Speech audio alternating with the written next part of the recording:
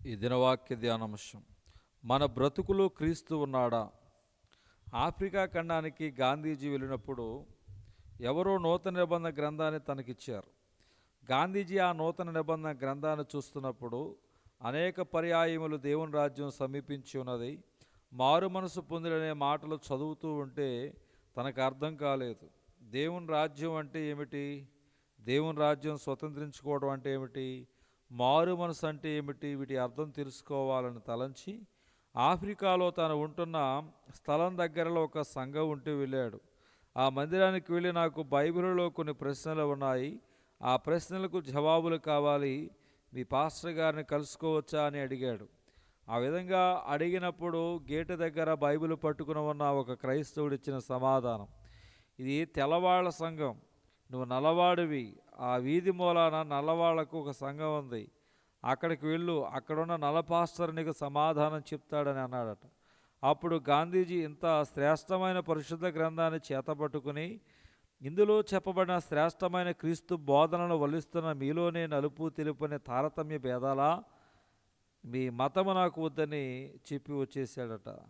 This is information is from www.pursuingchrist.com. ఆ రోజు గాంధీజీ మారు మనసు, రక్షణ, నిత్యజీవం గురించి తెలుసుకోవాలని ఆశపడ్డాడు. కానీ ఒక నామకార్థ క్రియలు లేని క్రైస్తవుడు ఆ రోజు ఆ సత్యాన్ని గాంధీజీ తెలుసుకోకుండా అడ్డుపడ్డాడు.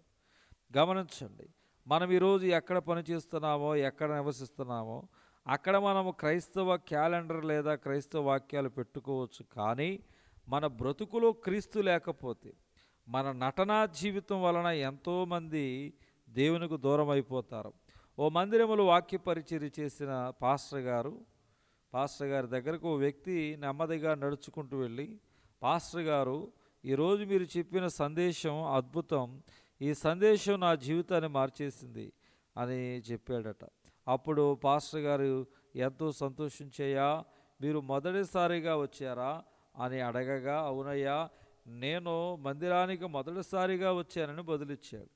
ఎవరు తీసుకుని వచ్చారు అంటే, అయ్యా, నేను ₹1 తీసుకువచ్చిందని బదులిచ్చాడు.